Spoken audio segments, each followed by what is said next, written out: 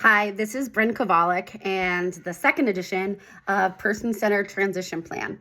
I have been working with a student, his name is Bob, and he is an amazing student to work with, especially because he is going through transition. He is working out in the community, and it's going to bring me back to where it all started with him.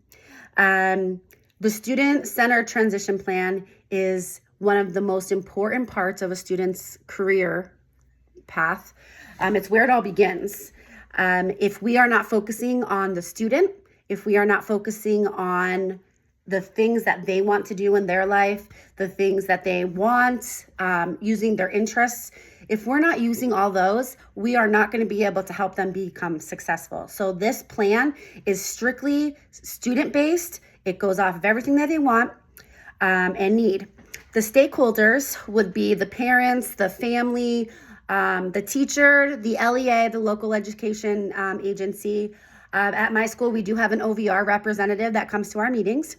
It can be anybody that works with the student can participate into the meeting, and the student is included. When a meeting does occur, it is very important that it is all based around the student, helping the student achieve the goals and making those goals achievable and obtainable. When we make this plan about them, it brings us to the Christian viewpoint of having morals, having values and dignity, and really getting a sense of human value. Many people with disabilities often are frowned upon in the work environment and the living situations. So it is our job in the school system to help that student create goals and learn those things that they need to go out into the community and get that sense of human value, that they can feel good and have a self-worth about themselves. It is very important when working with an OVR specialist to understand that the transition plan isn't just leaving school, going to get a job, going to live someplace. It's not that simple, even for someone who doesn't have disabilities. When you are 14 and start the whole transition process, you are learning about the goals that you need to achieve. You need to work on independent living skills, you need to work on employment goals, and you need to work on your education goals, your academic goals that can help you bring you to those goals that you need to make your job successful.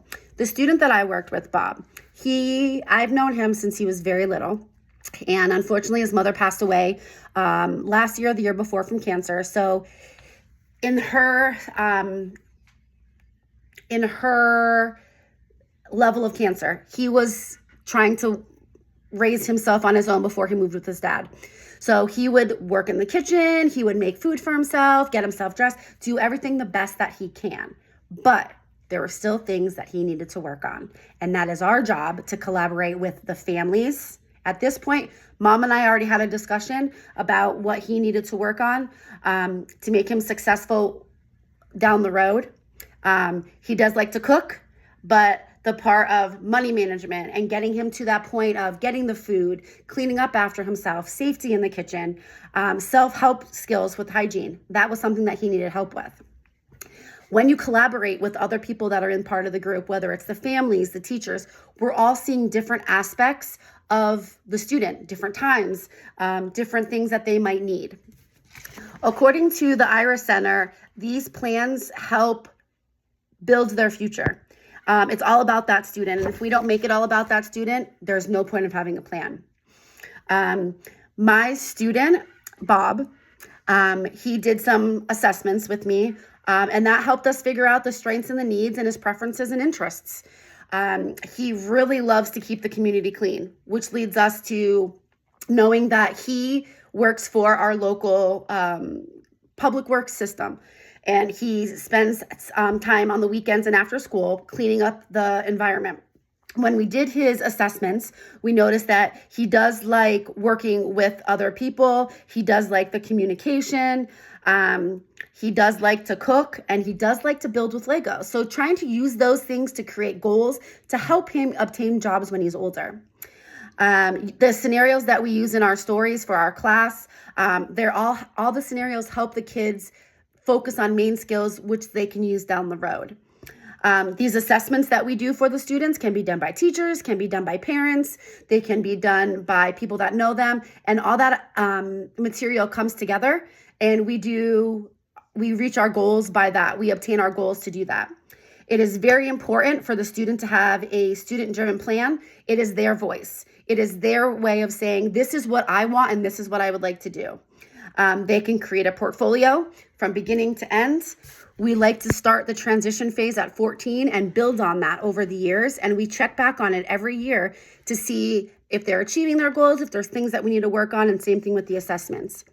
We create mock meetings to help the student gain the skills to talk for himself in the meeting. And during the meeting, we like to have a supportive environment where we can all talk about the student and with the student to have him see what he wants to do when he grows up. He wants to live on his own and he's very adamant. But we need to have him understand that he needs to get all these skills in order to be successful on his own. Right now, he is living with his dad, but does hope to live on his own one day.